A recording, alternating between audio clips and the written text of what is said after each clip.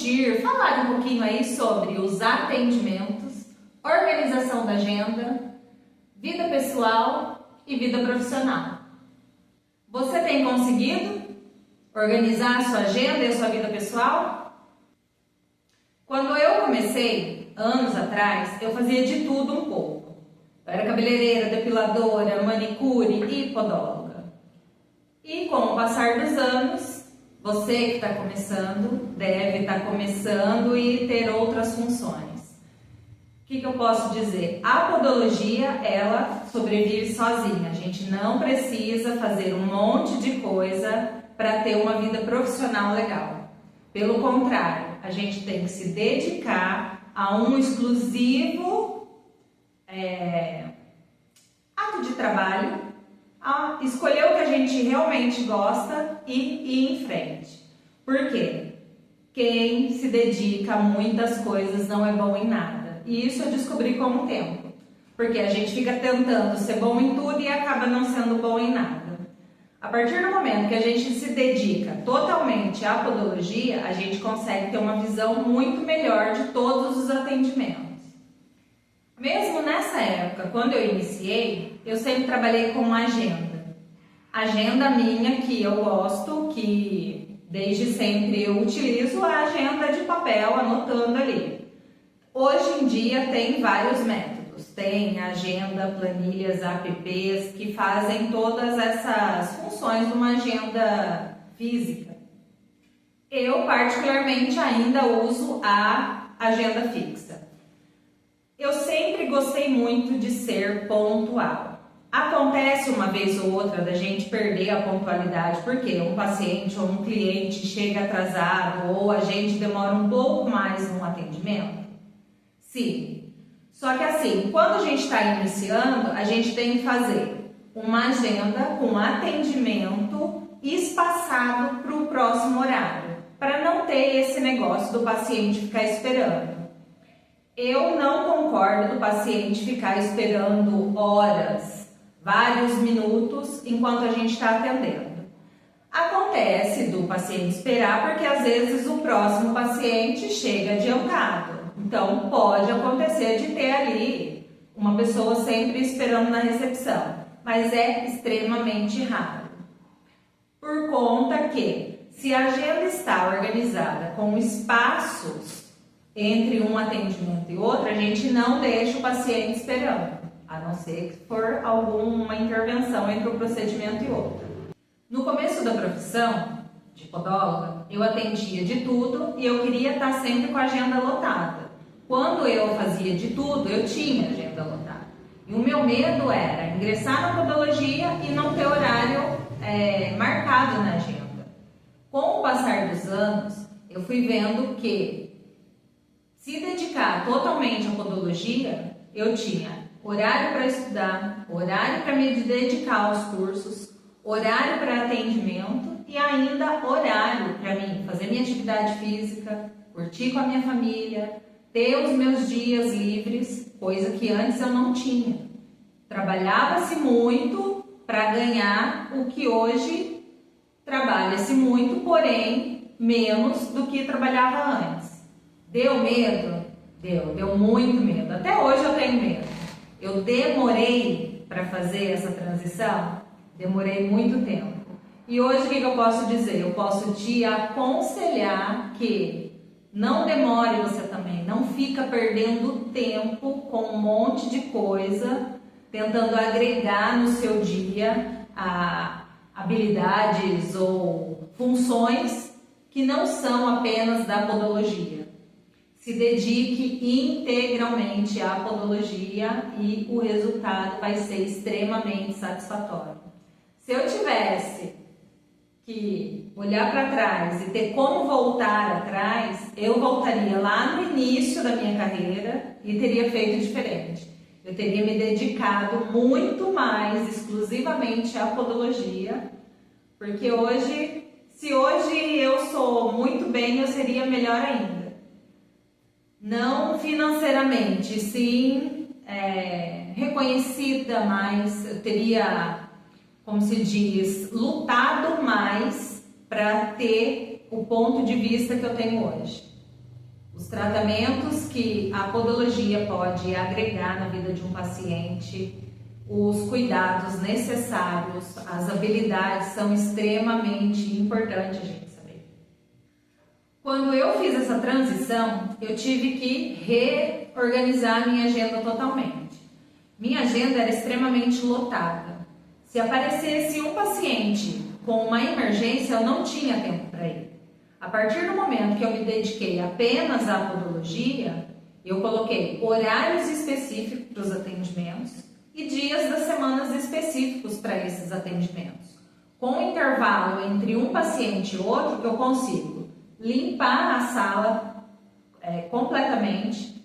Se acontecer de algum paciente ter uma emergência, uma urgência, eu consigo encaixar ele nesse espaço de tempo, sem deixar o próximo paciente esperando, sem atrasar o próximo paciente, sem fazer aquele tumulto no dia.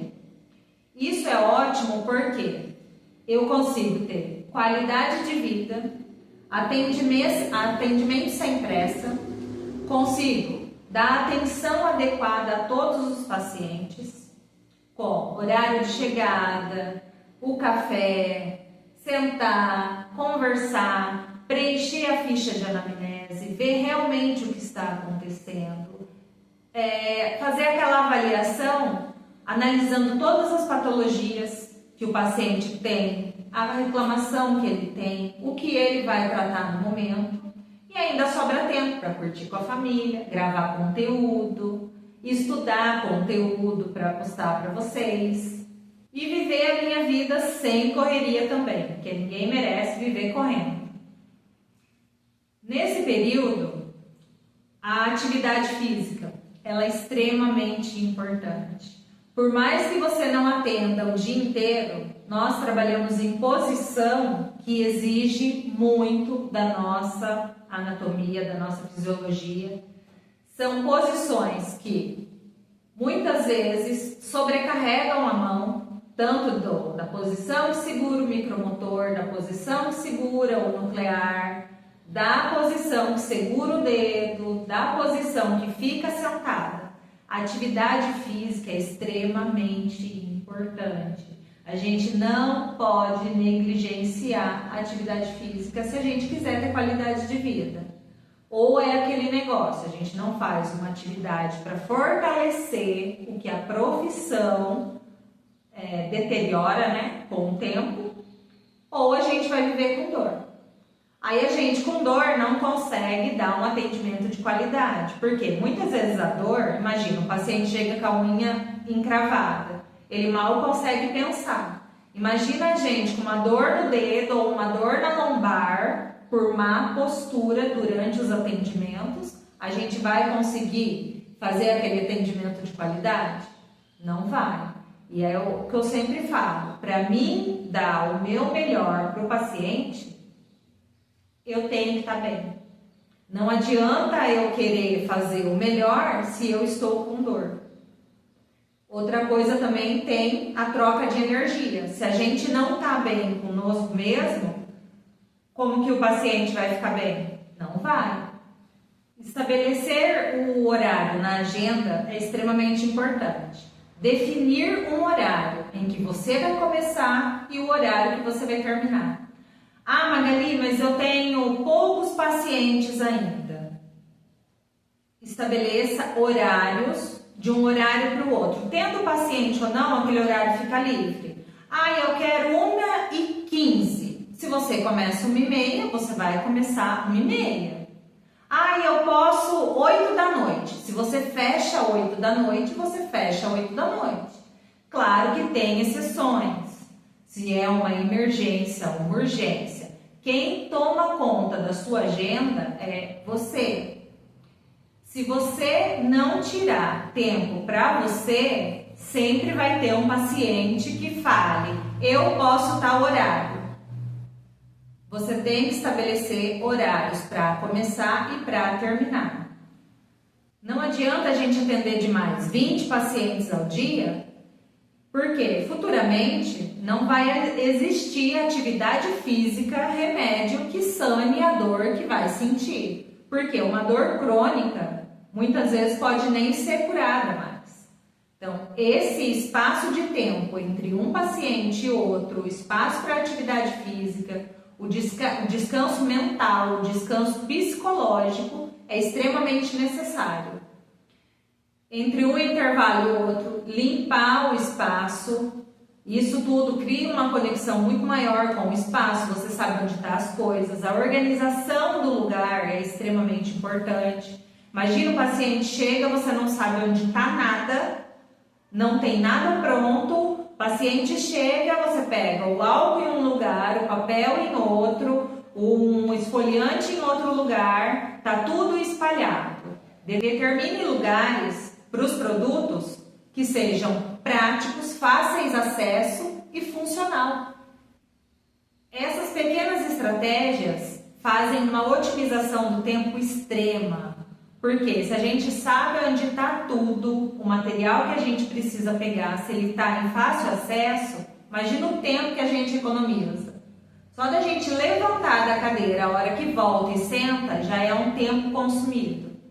Ah, Magali, mas precisa levantar da cadeira. Entre um paciente e outro, não várias vezes durante o mesmo atendimento. Eu, particularmente, gosto muito da agenda e sigo-a, porque eu detesto ficar esperando e detesto deixar os outros esperando. Se você segue a sua agenda à risca, isso raramente vai acontecer. Claro que raras exceções. Desmarcar em cima da hora porque está passando mal ou porque teve algum imprevisto. Agora, se a pessoa não quer comparecer ou tá chovendo na cidade vizinha, tem um mentor meu que fala, né? A vizinha tá com caspa, não vou. Eu particularmente não aceito. Hoje em dia, o WhatsApp vale muito como prova. Tem um meio de a gente fazer uma política de agendamento com horas de desistência do horário ou o não comparecimento.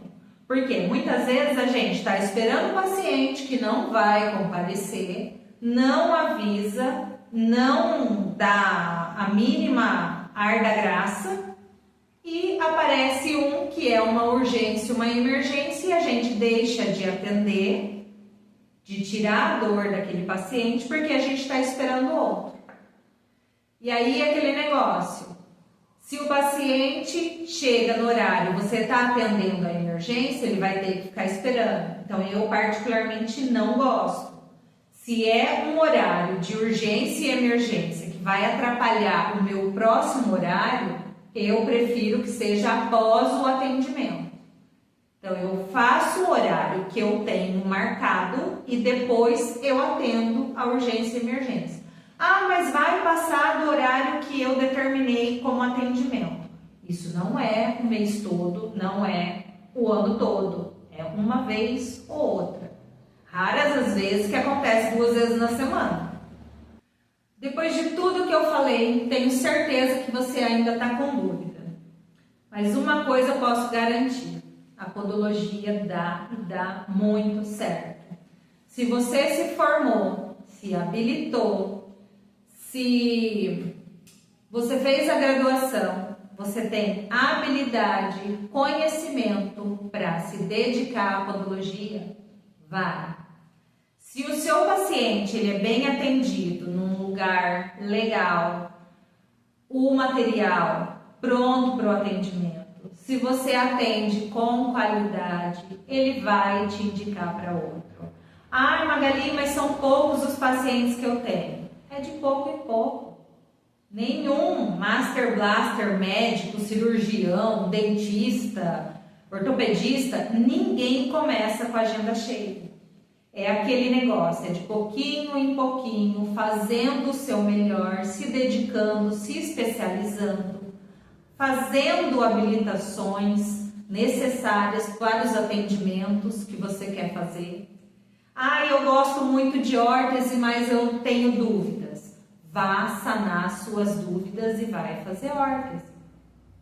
Vá dar o seu melhor para o seu paciente. Um paciente satisfeito, que você conseguiu sanar a dor dele, ou corrigir o problema que ele tinha, ele vai te indicar. Agora, se você atende correndo, às pressas, num ambiente não propício para o atendimento, ele não vai indicar e não vai voltar. E um paciente, quando ele está satisfeito, ele indica para uma pessoa. Quando ele não está satisfeito, ele indica para 10. Não compareça porque lá é assim, assim, assado. Isso é um mal, infelizmente, do ser humano. Mas, de um em um, como se dizia minha avó, né? De grão em grão a galinha enche o papo e de papo em papo ela enche o bucho. Então, de paciente em paciente, satisfeito, problema resolvido, vai te indicar mais um. E hoje você tem 2 pacientes, mês que vem você vai ter mais e assim vai consequentemente. Quer ter sua agenda preenchida? Dedique-se. Faça o melhor com as condições que você tem hoje, até ter condições melhores de fazer melhor ainda. Esse é o primeiro passo. Isso eu falo de experiência própria. Vai dar certo. Por hoje é só. Se tiverem alguma dúvida, deixe aí nos comentários. Se ainda não me segue, começa a seguir. Ativa o sininho para todo episódio você receber notificação. Dá um like aí se gostou. Se não gostou, coloca nos comentários também. Beijo, com Deus!